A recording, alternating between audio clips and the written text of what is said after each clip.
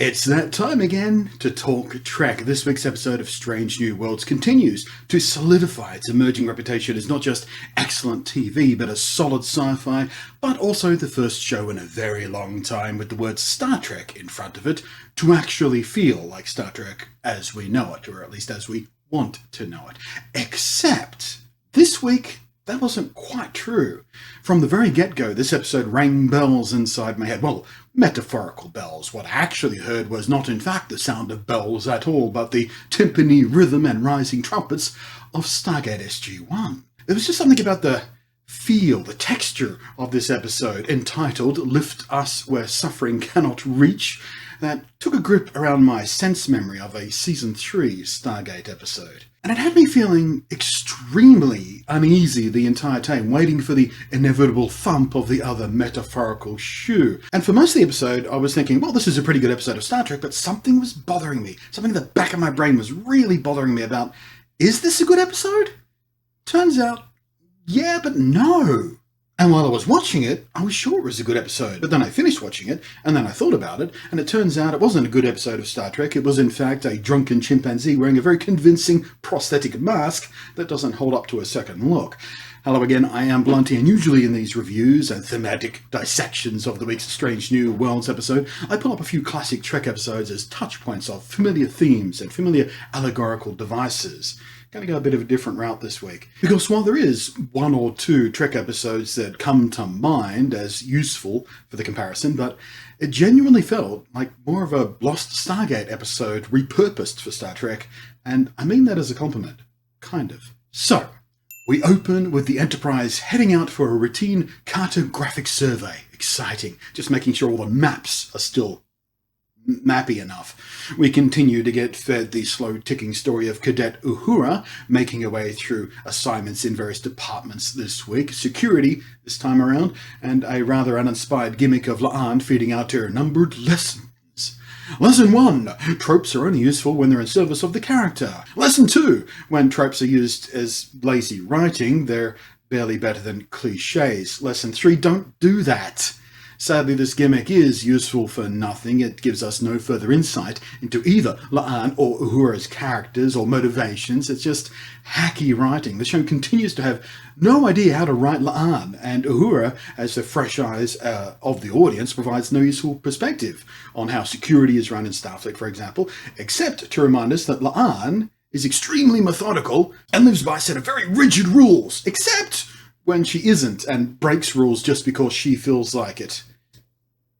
Again, she's a bit shit at being security chief, actually. I can't see Worf or Tasha or Tuvok or Reed. They would just kick her the hell out. They put her on some sort of babysitting duty, just sort of cleaning the force field generators down at the brig or something. It's just, she's not good at the job. I mean, she's good at being paranoid, but when your head of security continually demonstrates episode after episode that she believes rules are for other people, not her, yeah, it's time for a new security chief, Captain Pike, because this one is going to shit the bed sooner rather than later, and I can't believe you're not noticing this. So anyway, the plot setup is instantly trashed because, well, that's just the way it works. The survey they were supposed to be doing never gets another mention. It was just... Instead, a distress call comes in, a ship under fire. Neither ship involved is Federation, so Pike opens up with the old, hey, so the people you're shooting at asked us to help, and that's what we're gonna do, so could you stop shooting at them and we'll sort this out like grown-ups? What do you say? Turns out the bully ship is a bit shit at being a spaceship. Its weapons can't even scratch Enterprise's paint job, which is a bit of a goddamn plot hole, and we'll come back to that as well in a few minutes. So Enterprise takes a few of their Nerf darts, and for some reason, in an active combat situation, Security Chief La'an puts a cadet in charge of firing the weapons, a cadet at Lesson 1 of her security training.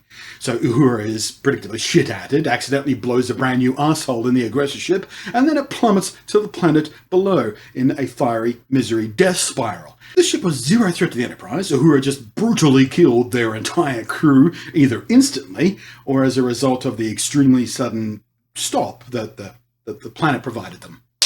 So does Enterprise send a rescue? Do they attempt to beam the crew out before they crash? Nah.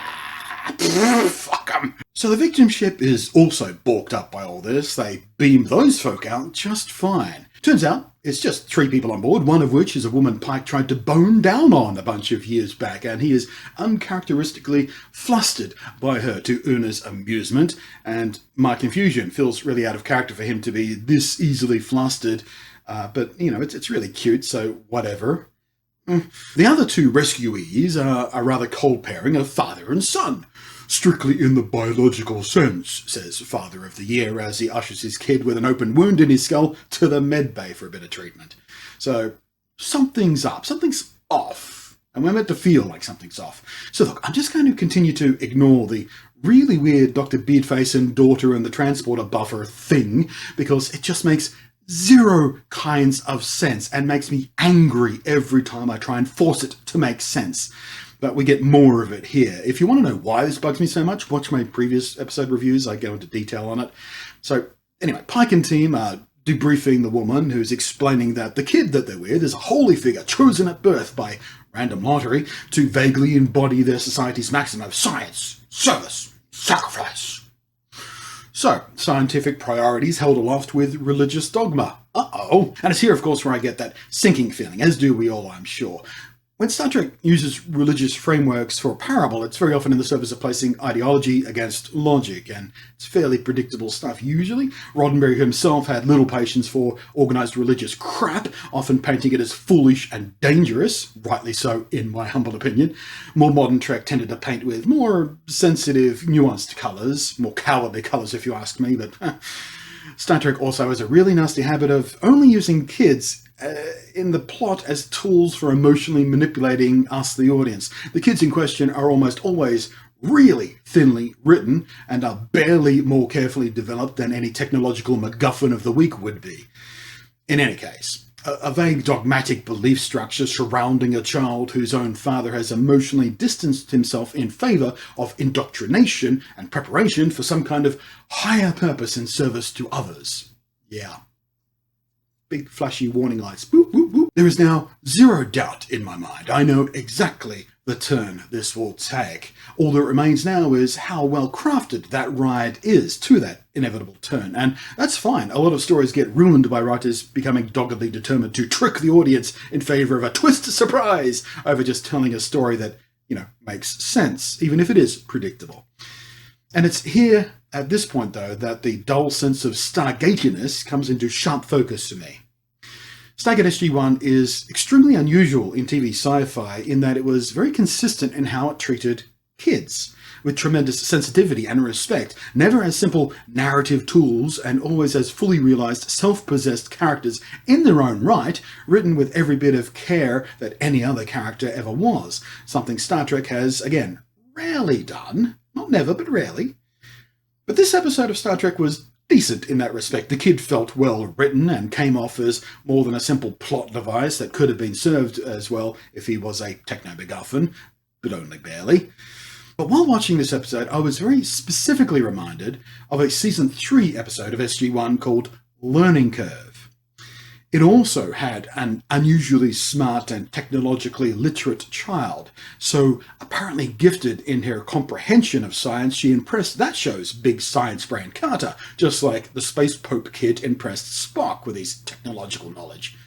It too had a society of people living an idyllic and peaceful life in a harmonious society, and it too held its children up with the highest respect and deference possible. And in this case, it wasn't just a single chosen one child, but a select group of kids, all selected to be what at first seems like some sort of advanced apprenticeship training kind of deal. And they too reach a special point in their lives where they undergo something that sounds very much like a near religious rite of passage or graduation ceremony, if you will. Except things take a rather unpleasant and dark turn at the reveal of how these children are essentially, in all ways but most literally, sacrificed for the greater good of the society, and they too are indoctrinated to believe that this service to their community is a tremendous honour, and the effective end of their life is noble, not horrific. While the Albanian culture in Stargate sees no issue with this, the full truth of it is sickening and disturbing from the perspective of the SG team to the point of absolute abhorrence. None more so than Colonel O'Neill, of course, who is at the heart and centre of almost every episode with a child involved, as his character has a profound and unstoppable drive to protect children because, well, watch the damn show. He's deeply, deeply motivated. But it is an extremely well-told story, and even manages to end with a little hope after it is done with all the soul-crushing. And it remains one of my very favourite episodes, and Stargate has a lot of extremely good episodes to choose from, so that's saying something. Lift Us Up Where Suffering Cannot Reach, though, tells a similar story, at face value alone. Right down to our hero failing to save the child from the horror illuminated for him all too late in the game. The episode, however, fails to resolve anything. Learning Curve ends with heartbreak and horror and righteous fury as Jack comes within a breath of setting his whole career on fire just to protect one child. And he couldn't give a single shit about that. He's more than ready to make that sacrifice because it is his moral obligation that is important, not his duty. But the episode also shows us that there's hope for change and evolution and indeed learning a new way. Redemption by example of what real and earnest love and unconditional emotional support can do for a child, and how acts of kindness are passed on, even in a world that struggles to recognize them at all. Lift Us Where the Suffering Cannot Reach doesn't do that. It ends on a pathetically non-committal nothing ending, and it really pissed me off. And I'm betting there's some fans out there holding this wet plot of refusal to tie things up as a bold choice for the writers. You just leave it all hanging. Oh, it's terrible and nothing's resolved. Cowards. Pike, repulsed by what the society condones doing to children, and indeed what his love interest, an extremely recent sexual partner, also condones doing to children, just kind of pouts at her in pathetic moral impotence and just beams away in a pissy fit. It's an attempt to present this as a moral complexity about how there's no good answer to this conundrum. What is the apparently consensual self-sacrifice of a child compared to an idealistic society where no one else suffers, no one even gets sick? I mean, the child has been religiously indoctrinated since birth to believe that this is their own moral duty, but sure, let's pretend that counts as informed consent. It's a necessary evil, we're led to believe. They've tried to find another answer, but have failed. And who the hell is Pike to judge them? Can he honestly say no child suffers in the Federation? The Federation being a post-scarcity society that doesn't treat children like new batteries for a computer? And anyway, there's nothing he can legally do about it because these people aren't part of the Federation. Oh well! Guess I'll just bugger off! But let's be clear here. These people 100% believe doing this to a kid every few years or so is somehow easier and preferable for their extremely advanced warp-capable spacefaring civilization, markedly more advanced than the entirety of Starfleet's member worlds, by the way. But this exploitation, this manipulation and abuse of a child is easier for them than just deciding not to live on a floating city that relies on enslaving the brain of a child to keep it from plopping out of the sky into the planet's magma oceans. It's incredibly dumb. It is offensively stupid to expect us to believe this. No, fuck you. Move! If your luxury of trash-free streets in your weird Star Wars Episode 1 CGI city relies on the exploitation and torture of a child, then fuck your luxury.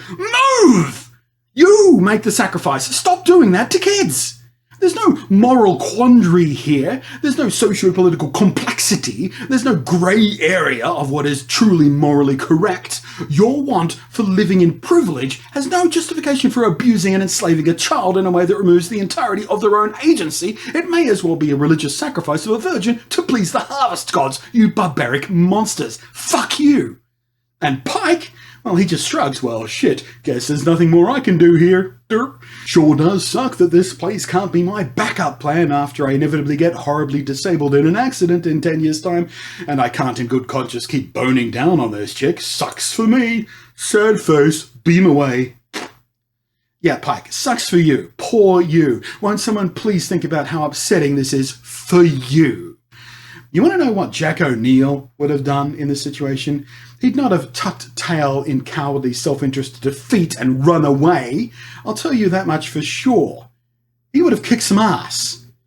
Back on the dock, by the way, and I know I said I was going to try and ignore this stupid-ass B-plot, but right at the end, he's offered some small hope for some advanced medical assistance for his kid that he can't figure out how to cure from these monstrous people. And I figure, oh, hey, are they going to do a quick little Dr. Mengele bit here about medical morality, where the doc questions if it's morally justified to use knowledge purchased at the price of torture and exploitation of a child and inhumanity?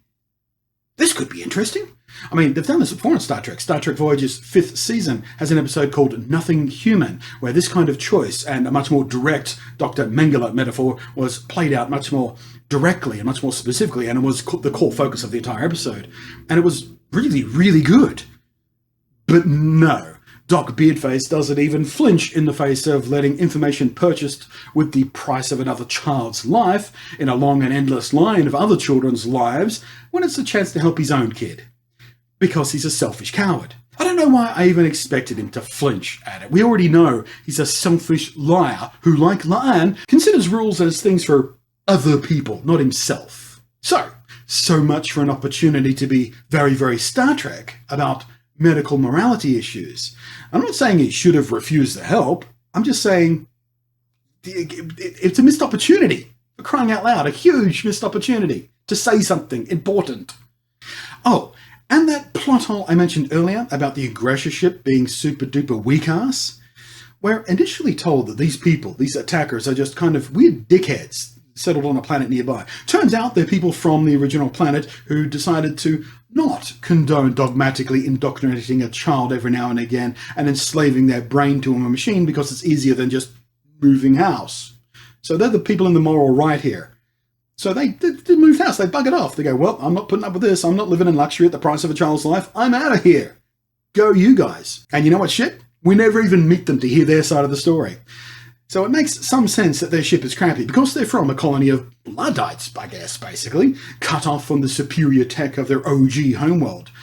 But the ship that was under attack, that thing had on board the most important person on their whole planet, and their whole damn culture.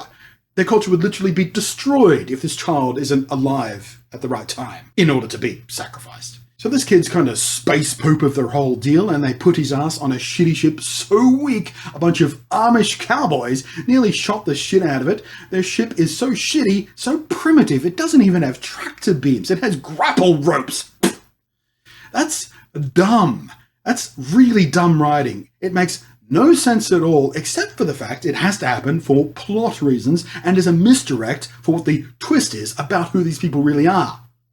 I have conflicting feelings about this whole episode. On the one hand, it's telling a story about how crazy, psychopathically dangerous it is to mix dogmatic belief structures into society and politics that serve it, even in the service of something as clean and as logical and as beneficial as science. And I'm all for that. It's a super important thing to pull apart and examine and just break down.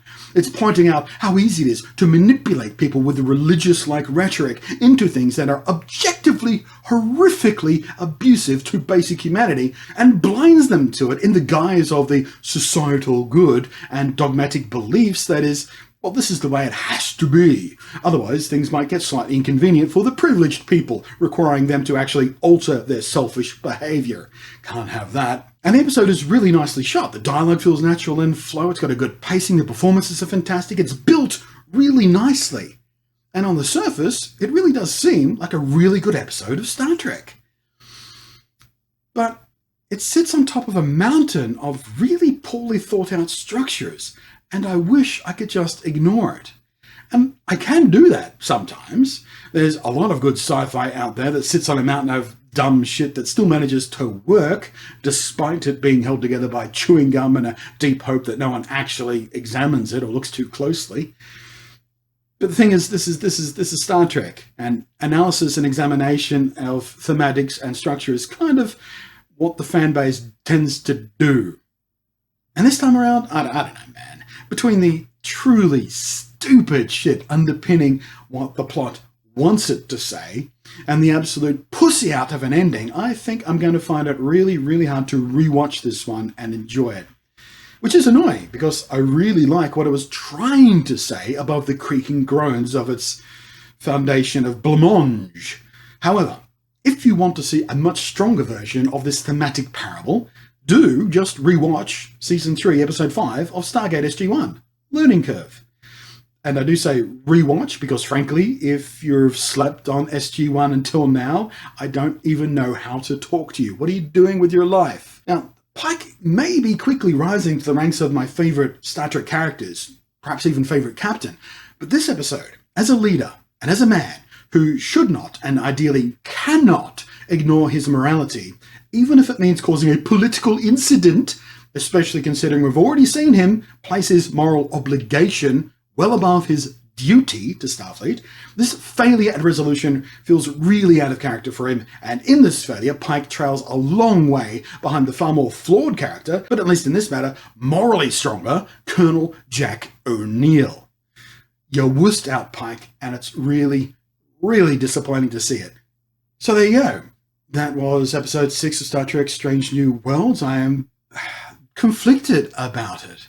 How are you feeling about it? I got a feeling that this is one of those episodes that's going to divide the fan base a bit. It's not objectionably bad in any particular way, but it's not terrific either. Depending on your perspective, you might love this episode or hate this episode, or you could be like me and be somewhere in the middle of just like, it could have been so much better. It could have been so much better if only they spent a little more time writing the underpinnings of it. Tell the exact same story, but write the structure better. It could have worked so well, and they just fell over themselves. Anyway, thank you very much for watching. Thank you as always to the patrons scrolling up above there. Live long and prosper, and I'm we're past the halfway point. There's only 10 episodes in this season, which is disappointing, because my word, I want more of this show. Because even the middling episodes are still better than the best of what Discovery had on offer.